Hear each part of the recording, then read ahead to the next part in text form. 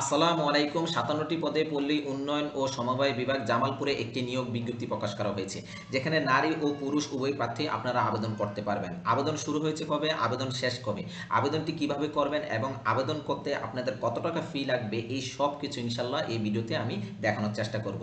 আশা করি আপনারা ধৈর্য সহকারে এই ভিডিওটি দেখবেন। তো মূল ভিডিওটি শুরু করার আগে বলে নিচ্ছি, আপনারা যারা আমার এই চ্যানেলে নতুন এসেছেন, আপনারা চাইলে আমার চ্যানেলটি সাবস্ক্রাইব করে রাখতে পারেন, যাতে করে পরবর্তী ভিডিওটি আপলোড করার সাথে সাথে আপনাদের কাছে একটি নোটিফিকেশন চলে যায়। তো প্রিয় চাকরি প্রত্যাশী বন্ধুরা, এছাড়াও আপনারা যদি আমার ফেসবুকে একটি পেজ রয়েছে চাকরি সম্পর্কিত, এটার সাথে যদি আপনারা কানেক্টেড হতে চান, তাহলে আপনারা আপনাদের ফেসবুক অর্থাৎ আপনাদের ফেসবুকে গিয়ে সার্চে জাস্ট অপশন অর্থাৎ লিখে দেবেন অলস গভট জবস সার্কুলার, এটা লিখে এন্টার কি প্রেস করার পরে আপনাদের কাছে একটি পেজ চলে আসবে, যে অল গভট জবস বিডি সরকারি চাকরি বিজ্ঞপ্তি। জাস্ট এখানে একটা ক্লিক করে জাস্ট এখান থেকে আপনারা ফলো করে দিবেন, তাহলে পরবর্তীতে যতগুলো আপনার পোস্ট করা হবে আপনারা পেয়ে যাবেন।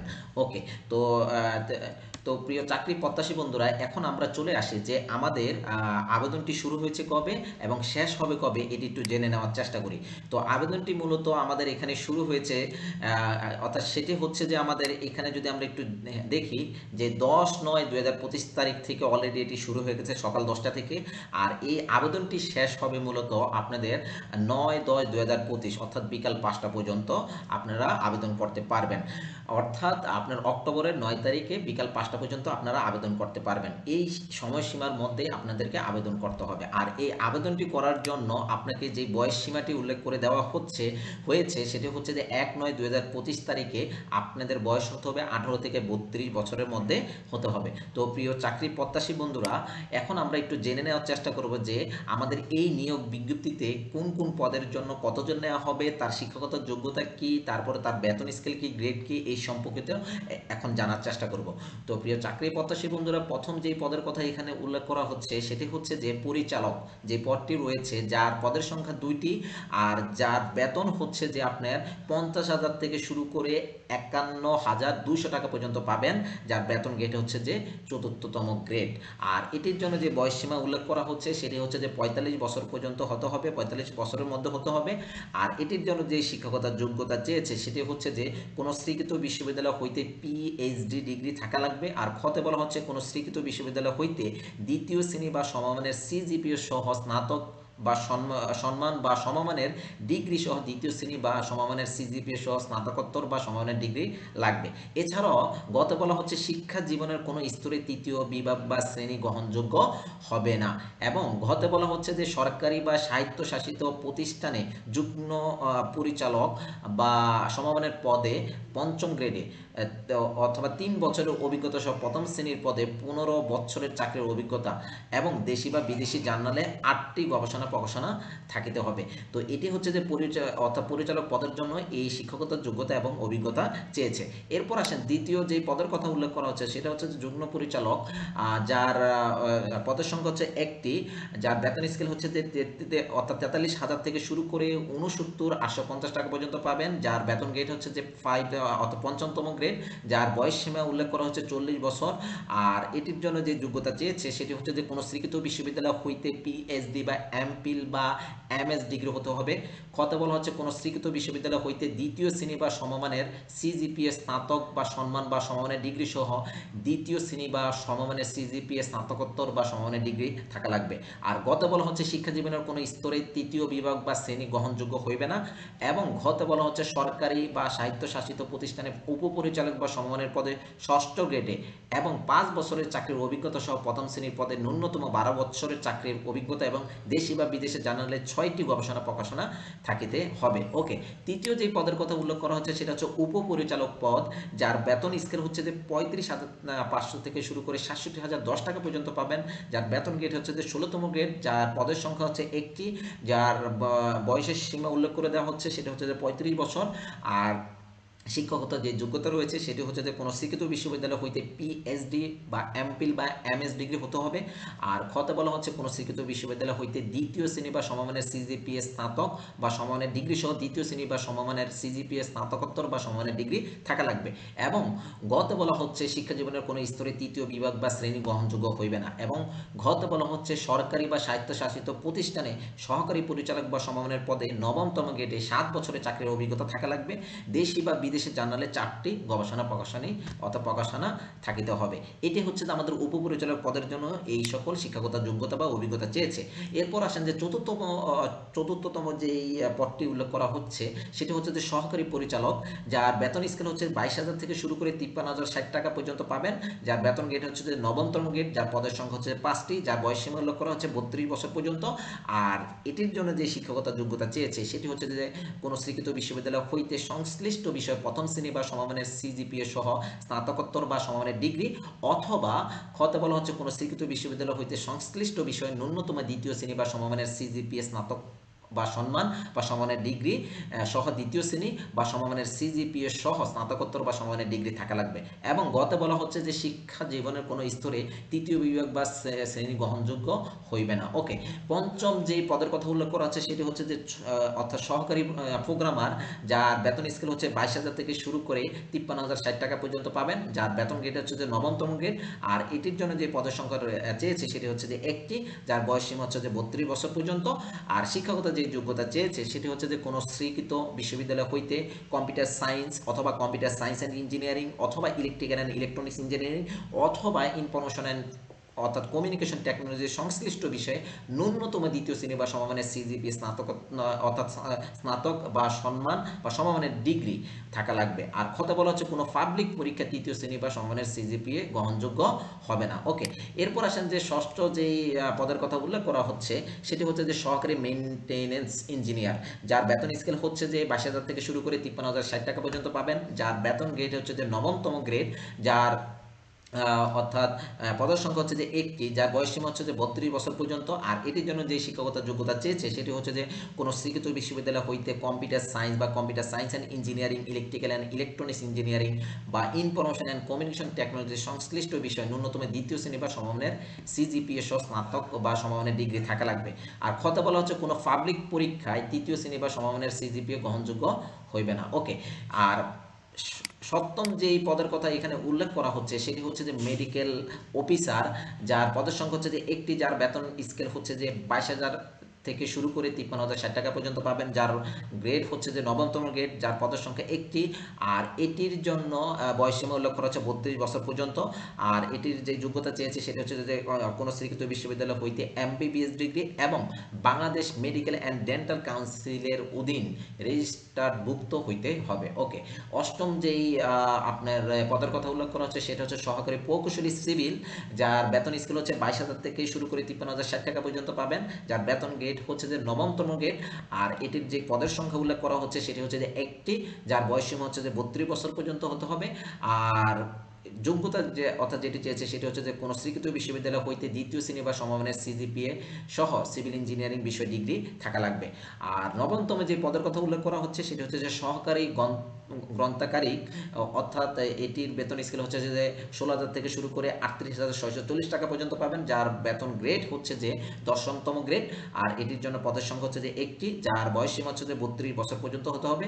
আর কোনো স্বীকৃত বিশ্ববিদ্যালয় হইতে দ্বিতীয় শ্রেণী বা সমমানের সিজিপিএ সহ স্নাতক বা সমমানের ডিগ্রি সহ কোনো স্বীকৃত প্রতিষ্ঠান হইতে গ্রন্থাগার বিজ্ঞানের ডিপ্লোমা থাকতে হবে। ওকে, আর এরপরে আসেন যে আমাদের যে এখানে দশমতম যে পদের কথা উল্লেখ করা হচ্ছে সেটা হচ্ছে যে ফিজিক্যাল ইনস্ট্রাক্টর, পুরুষ একজন এবং মহিলা একজন নেওয়া হবে, যার পদের সংখ্যা হচ্ছে যে দুইটি, যার বেতন স্কেল হচ্ছে যে 16,000 থেকে শুরু করে 38,640 টাকা পর্যন্ত পাবেন, যার বেতন গ্রেড হচ্ছে যে দশমতম গ্রেড।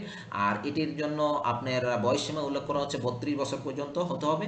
আর কোনো স্বীকৃত প্রতিষ্ঠান হইতে bachelor of physical education BPEd degree সহ 3 বছরের বাস্তব অভিজ্ঞতা থাকা লাগবে, তবে শিক্ষা জীবনের কোনো স্তরে তৃতীয় বিভাগ বা শ্রেণী গ্রহণযোগ্য হবে না। ওকে, তো এরপর আসেন যে 11তম যেই পদের কথাটি উল্লেখ করা হচ্ছে সেটি হচ্ছে যে কারিগরি প্রশিক্ষক, যার পদের সংখ্যা হচ্ছে যে 5টি, যার বেতন স্কেল হচ্ছে যে 16,000 থেকে শুরু করে 38,640 টাকা পর্যন্ত পাবেন, যার বেতন গ্রেড হচ্ছে যে 10তম গ্রেড, যার বয়স সীমা হচ্ছে যে 32 বছর পর্যন্ত হবে পর্যন্ত। আর এটির জন্য যে যোগ্যতা চেয়েছে সেটা হচ্ছে বাংলাদেশ কারিগরি শিক্ষা বোর্ডের অধীনে কোনো পলিটেকনিক ইনস্টিটিউট হতে ডিপ্লোমাধারী। ওকে, আর খতে বলা হচ্ছে কারিগরি প্রশিক্ষক যেমন সেলাই, বুটিক এবং এমব্রয়ডারি পদটি মহিলাদের জন্য সংরক্ষিত। ওকে, এরপরে বলা হচ্ছে 12তম যে গ্রেডটি রয়েছে সহকারী ফার্ম ম্যানেজার, যার পদের সংখ্যা হচ্ছে যে 4টি, যার বেতন স্কেল হচ্ছে 11,000 থেকে শুরু করে 26,590 টাকা পর্যন্ত পাবেন, যার বেতন গ্রেড হচ্ছে যে 13তম গ্রেড, যার বয়স সীমা হচ্ছে 32 বছর পর্যন্ত। এটির জন্য যে যোগ্যতা চেয়েছে সেটি হচ্ছে যে কোনো স্বীকৃত ইনস্টিটিউট বা প্রতিষ্ঠান হইতে সংশ্লিষ্ট বিষয় 4 বছর মেয়াদী ডিপ্লোমা থাকা লাগবে। ওকে, 13তম যে পদের জন্য উল্লেখ করা হচ্ছে সেটি হচ্ছে যে ব্যক্তিগত সহকারী, যার পদের সংখ্যা 1টি, যা যেটি হচ্ছে যে মহাপরিচালকের জন্য এই পদটি সংরক্ষিত আছে, যার বেতন স্কেল হচ্ছে যে 11,000 থেকে শুরু করে 26,590 টাকা পর্যন্ত পাবেন, যার বয়স সীমা উল্লেখ করা হচ্ছে 32 বছর পর্যন্ত। যার এই পদের জন্য যে যোগ্যতাটা চেয়েছে সেটি হচ্ছে যে কোনো স্বীকৃত বিশ্ববিদ্যালয় হইতে দ্বিতীয় শ্রেণী বা সমমানের সিজিপিএ সহ স্নাতক বা সমমানের ডিগ্রি থাকা লাগবে। খতে বলা হচ্ছে বাংলাদেশ কারিগরি শিক্ষা বোর্ড কর্তৃক স্বীকৃত প্রতিষ্ঠান হইতে 6 বছর মেয়াদী কম্পিউটার পরিচালনা সার্টিফিকেট কোর্স উত্তীর্ণ হতে হবে এবং সংশ্লিষ্ট কাজে 3 বছরের অভিজ্ঞতা থাকা লাগবে। ওকে, এরপর আসেন যে 14তম যেই পদের কথা উল্লেখ করা হচ্ছে সেটা হচ্ছে যে হোস্টেল সুপার, যার পদের সংখ্যা 1টি, যার বেতন স্কেল হচ্ছে যে 11,000 থেকে শুরু করে 26,590 টাকা পর্যন্ত পাবেন, যার বেতন গ্রেড 13তম গ্রেড, আর এটির জন্য 32 বছর বয়স সীমা উল্লেখ করা হয়েছে। এটি হচ্ছে যে কোনো স্বীকৃত বিশ্ববিদ্যালয় হইতে দ্বিতীয় শ্রেণী বা সমমানের সিজিপিএ স্নাতক বা সমমানের ডিগ্রি এবং খতে বলা হচ্ছে সংশ্লিষ্ট কাজে 3 বছরের অভিজ্ঞতা থাকা লাগবে। এরপর আসেন যে অর্থাৎ 15তম যে গ্রেডের কথা উল্লেখ করা হচ্ছে, পদের কথা উল্লেখ করা হচ্ছে সেটি হচ্ছে যে সহকারী ক্যাফেটেরিয়া ম্যানেজার, যার পদের সংখ্যা 1টি, যার বেতন স্কেল হচ্ছে যে 11,000 থেকে শুরু করে 26,090 টাকা পর্যন্ত পাবেন, যার গ্রেড হচ্ছে যে 13তম গ্রেড, আর এটির বয়স সীমা হচ্ছে যে 32 বছর পর্যন্ত হতে হবে। আর শিক্ষাগত যোগ্যতা বা অভিজ্ঞতা যেটি চেয়েছে সেটি হচ্ছে যে কোনো স্বীকৃত বিশ্ববিদ্যালয় হইতে দ্বিতীয় শ্রেণী বা সমমানের সিজিপিএ স্নাতক বা সমমানের ডিগ্রি থাকা লাগবে এবং সংশ্লিষ্ট কাজে 3 বছরের অভিজ্ঞতা থাকতে হবে। তারপরে বলা হচ্ছে যে 16তম যেই পদের কথা উল্লেখ করা হচ্ছে সেটা হচ্ছে মূল্যায়ন সহকারী, যার পদের সংখ্যা 1টি, যার বেতন স্কেল হচ্ছে যে 10,200 থেকে শুরু করে 24,680 টাকা পর্যন্ত পাবেন, যার বেতন গ্রেড হচ্ছে যে 14তম গ্রেড, আর এটির জন্য 32 বছর বয়স সীমা উল্লেখ করা হচ্ছে। আর যোগ্যতা যেটি চেয়েছে সেটি হচ্ছে যে কোনো স্বীকৃত বিশ্ববিদ্যালয় হইতে দ্বিতীয় শ্রেণী বা সমমানের সিজিপিএ সহ স্নাতক বা সমমানের ডিগ্রি এবং সংশ্লিষ্ট কাজে 3 বছরের অভিজ্ঞতা থাকা লাগবে। 17তম যে পদের কথা উল্লেখ করা হচ্ছে সেটি হচ্ছে গবেষণা সহকারী, যার পদের সংখ্যা 2টি, আর বেতন স্কেল হচ্ছে যে 10,200 থেকে শুরু করে 24,680 টাকা পর্যন্ত পাবেন, যার গ্রেড হচ্ছে 14তম গ্রেড, আর এটির বয়স সীমা উল্লেখ করা হচ্ছে 32 বছর পর্যন্ত। এটির যোগ্যতা চেয়েছে কোনো স্বীকৃত বিশ্ববিদ্যালয় হইতে বিজ্ঞান বিভাগ বা সামাজিক বিজ্ঞান বিভাগে কোনো বিষয়ে দ্বিতীয় শ্রেণী বা সমমানের সিজিপিএ সহ স্নাতক বা সমমানের ডিগ্রি লাগবে। আর খতে বলা হচ্ছে সংশ্লিষ্ট কাজে 3 বছরের অভিজ্ঞতা থাকা লাগবে। ওকে, এরপর আসেন যে 18তম যেই পদের কথাটি উল্লেখ করা হচ্ছে সেটি হচ্ছে যে প্রশিক্ষণ সহকারী, যার বেতন স্কেল হচ্ছে যে 10,200 থেকে শুরু করে 24,680 টাকা পর্যন্ত, যার পদের সংখ্যা 2টি, আর এটির জন্য যে যোগ্যতা চেয়েছে এটি আপনারা একটু দেখে নেবেন। এরপরে 19তম যেই পদের কথা উল্লেখ করা হচ্ছে সেটা হচ্ছে স্টোর কিপার, যার বেতন স্কেল হচ্ছে যে 10,200 থেকে শুরু করে 24,680 টাকা পর্যন্ত, যার পদের সংখ্যা 1টি। এটিও এখানে আপনার অর্থাৎ যোগ্যতা চেয়েছে যেটি সেটি আপনার একটু অর্থাৎ পড়ে নেবেন এই নিয়োগ বিজ্ঞপ্তিটি অর্থাৎ ডাউনলোড করে। এরপরে 20তম যেই পদের কথা উল্লেখ করা হচ্ছে সেটা হচ্ছে হিসাব সহকারী, যার বেতন স্কেল হচ্ছে যে 10,200 থেকে শুরু করে 24,680 টাকা পর্যন্ত, যার পদের সংখ্যা 1টি। আর তারপরে বলা হচ্ছে মাঠ সহকারী, যার পদের সংখ্যা হচ্ছে যে 2টি, যার বেতন স্কেল হচ্ছে যে 9,700 থেকে শুরু করে 23,490 টাকা পর্যন্ত। আর এটির জন্য যে যোগ্যতা চেয়েছে সেটি হচ্ছে যে কোনো স্বীকৃত বোর্ড ইনস্টিটিউট বা প্রতিষ্ঠান হইতে দ্বিতীয় বিভাগ বা সমমানের সিজিপিএ সহ 4 বছর মেয়াদী কৃষি ডিপ্লোমা অথবা কোনো স্বীকৃত বোর্ড হইতে দ্বিতীয় বিভাগ বা সমমানের সিজিপিএ সহ বিজ্ঞান বিভাগে উচ্চ মাধ্যমিক সার্টিফিকেট বা সমমান পরীক্ষায় উত্তীর্ণ হতে হবে। এবং গত বলা হচ্ছে সংশ্লিষ্ট কাজে ন্যূনতম 3 বছরের বাস্তব অভিজ্ঞতা থাকা লাগবে। এরকম করে আমাদের অনেকগুলা পদ রয়েছে, যেমন সহকারী পোস্টাল সুপার, তারপরে রিসার্চ ইনভেস্টিগেটর, তারপরে সেলসম্যান, অফিস সহকারী কাম কম্পিউটার মুদ্রাক্ষরিক, অর্থাৎ যেটি হচ্ছে যে আপনার কোনো স্বীকৃত বোর্ড হইতে উচ্চ মাধ্যমিক সার্টিফিকেট বা সমমানের পরীক্ষা উত্তীর্ণ হতে হবে। এবং খতে বলা হচ্ছে কম্পিউটার ব্যবহার সংক্রান্ত word processing, data entry, typing এবং বাংলা ইংরেজিতে সর্বনিম্ন গতি প্রতি মিনিটে 20 শব্দ থাকতে হবে, যার বেতন স্কেল হচ্ছে 9,300 থেকে শুরু করে 22,490 টাকা পর্যন্ত, যার পদের সংখ্যা হচ্ছে যে 5টি। ওকে, এরপর বলা হচ্ছে যে আপনার আরেকটি পদের কথা এখানে উল্লেখ করা হচ্ছে অডিও ভিজুয়াল টেকনিশিয়ান, এই পদের জন্য নেওয়া হবে।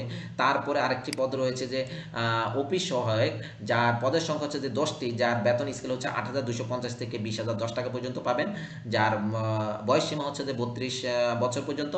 আর এটির জন্য যে যোগ্যতা চেয়েছে কোনো স্বীকৃত বোর্ড হইতে মাধ্যমিক স্কুল সার্টিফিকেট বা সমমানের পরীক্ষা উত্তীর্ণ এবং শারীরিক সুস্বাস্থ্যের অধিকারী হতে হবে। ওকে, তো এই ছিল আমাদের বিভিন্ন পদের জন্য বিভিন্ন ধরনের যোগ্যতা, তার বেতন স্কেল, অর্থাৎ তার বেতন গ্রেড এবং বয়স সীমা এবং অর্থাৎ কতজন করে নেওয়া হবে, এই জিনিসগুলো আপনাদের সাথে আলোচনা করার চেষ্টা করেছি।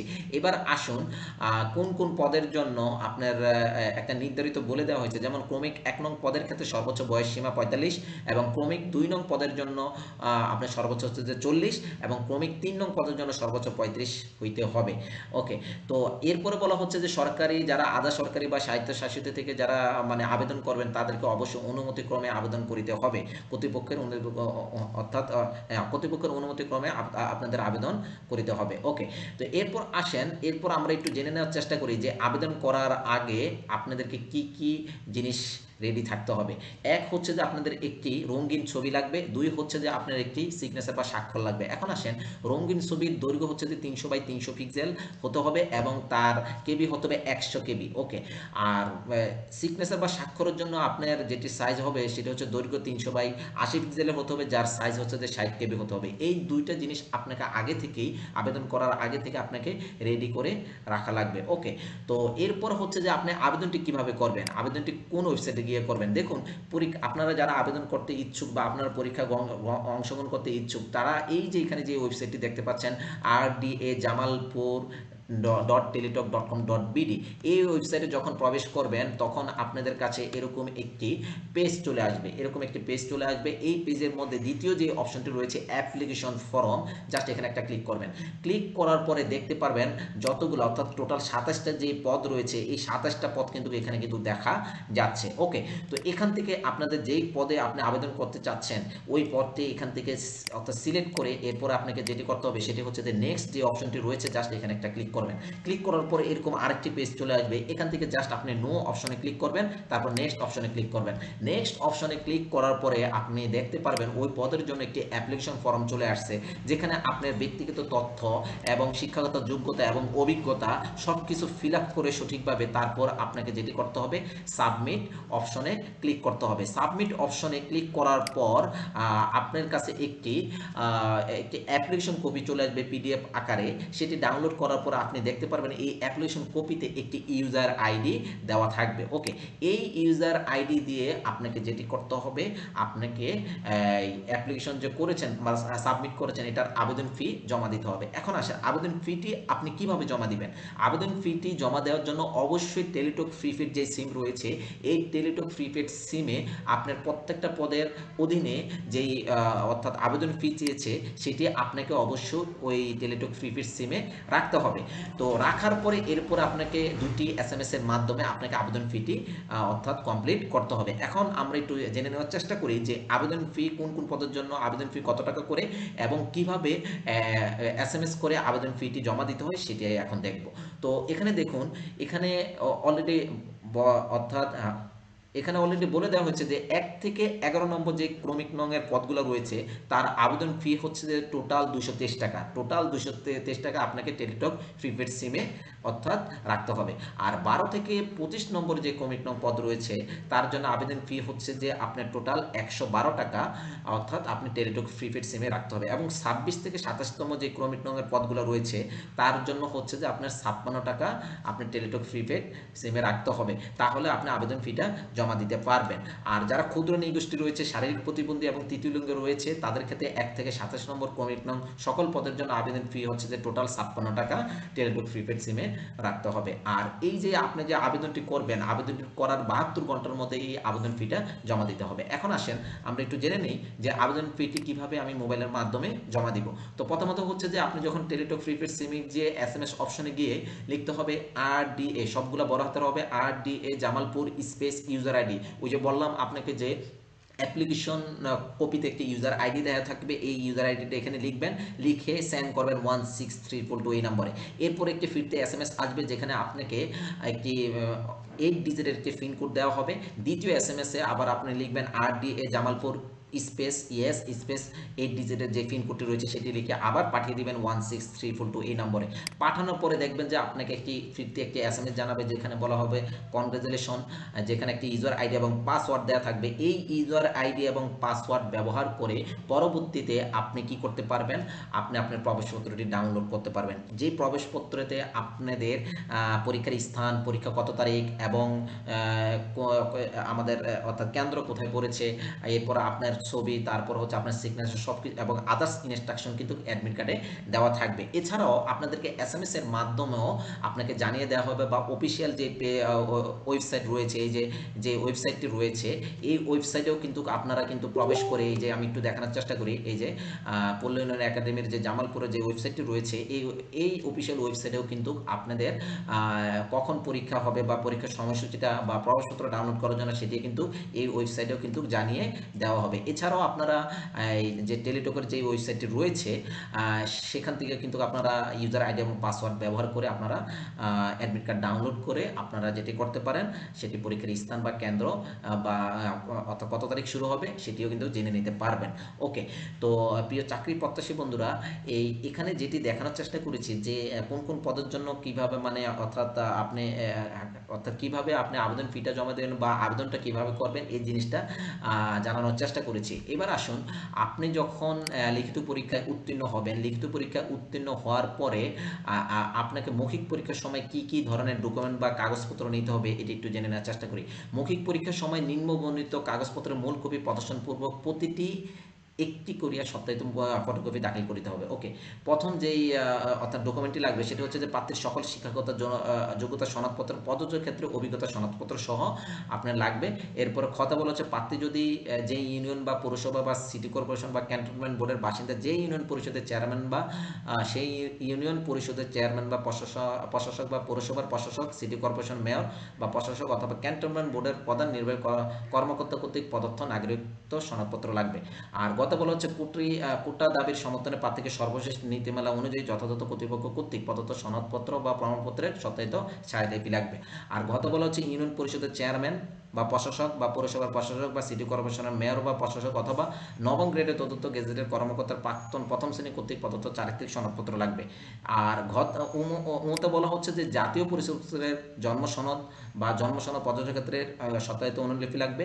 এছাড়াও অনলাইনের পূরণকৃত আবেদনপত্রের যে কপি রয়েছে সেটিও আপনাদের মৌখিক পরীক্ষার সময় আনতে হবে। ওকে, তো প্রিয় চাকরি প্রত্যাশী বন্ধুরা, যদি আবেদন করতে যদি আপনাদের কোনো প্রকারের যদি কোনো ধরনের প্রবলেম হয় তাহলে আপনারা যেটা করতে পারবেন, টেলিটক নম্বর থেকে 121 অথবা wallsjobs.query@teletalk.com.bd বা rdajamalpur@gmail.com এই ইমেলে যোগাযোগ আপনারা করতে পারবেন। ওকে, তো প্রিয় চাকরি প্রত্যাশী বন্ধুরা, এতক্ষণ আপনাদের সাথে আলোচনা করার চেষ্টা করেছি যে পল্লী উন্নয়ন ও সমবায় বিভাগে বিভিন্ন পদের জন্য অর্থাৎ তার বেতন স্কেল কি, অর্থাৎ কয়জন নেওয়া হবে এবং শিক্ষাগত যোগ্যতা কি ছিল এবং আবেদনটি অর্থাৎ কিভাবে করবেন এবং আবেদন করার আগে কি কি রেডি থাকা লাগবে এবং আবেদন ফিটি কিভাবে জমা দিবেন, এই সকল জিনিসটা আমি ইনশাল্লাহ আপনাদেরকে জানানোর চেষ্টা করেছি। তো ভিডিওটি যদি ভালো লেগে থাকে তাহলে অবশ্যই লাইক, কমেন্ট, শেয়ার করতে ভুলবেন না। আর পরবর্তী ভিডিওটি পাওয়ার জন্য অবশ্যই আমার চ্যানেলটি সাবস্ক্রাইব করে রাখবেন যাতে করে এবং বেল আইকনে প্রেস করে রাখবেন যাতে করে পরবর্তী ভিডিওটি আপলোড করার সাথে সাথে আপনাদের কাছে একটি নোটিফিকেশন চলে যায়। তো প্রিয় চাকরি প্রত্যাশী বন্ধুরা, আপনারা সবাই ভালো থাকেন, সুস্থ থাকেন এই কামনা করি। আজকে এই পর্যন্তই। আসসালামু আলাইকুম।